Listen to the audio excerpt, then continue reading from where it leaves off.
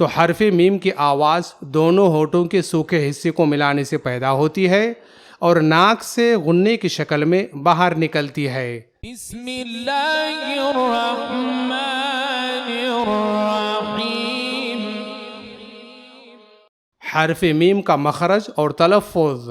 حرف میم کا مخرج ہے دونوں ہونٹوں کے خشک حصے اور خیشوم یعنی ناک، یعنی دونوں ہونٹوں کے خشک یعنی سوکھے حصے کو ملانے سے حرف میم کی آواز پیدا ہوتی ہے اور ناک سے غنّے کی شکل میں باہر نکلتی ہے۔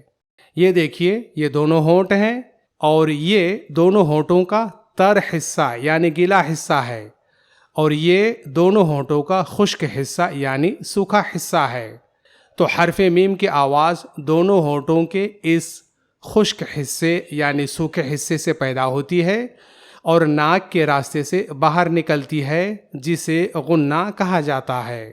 تو حرف میم کی آواز دونوں ہونٹوں کے سوکھے حصے کو ملانے سے پیدا ہوتی ہے اور ناک سے غنّے کی شکل میں باہر نکلتی ہے۔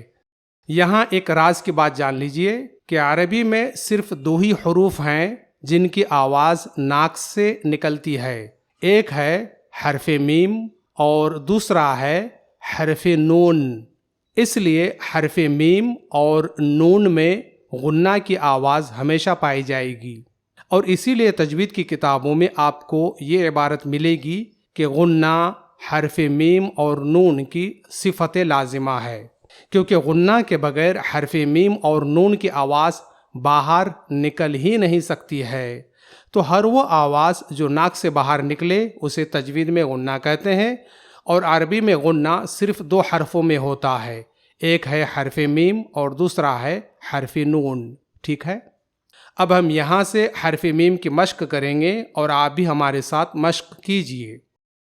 ام ام ام ام ام ام دم دم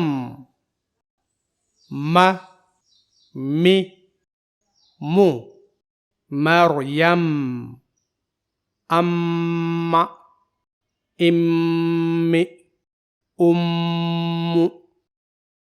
ما می مو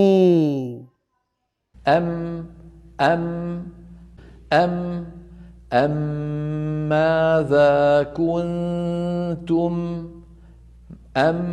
أليم رحيم مأمون أموال إملاق أمنيته مثلا منها مهتد مالك ميثاق موسى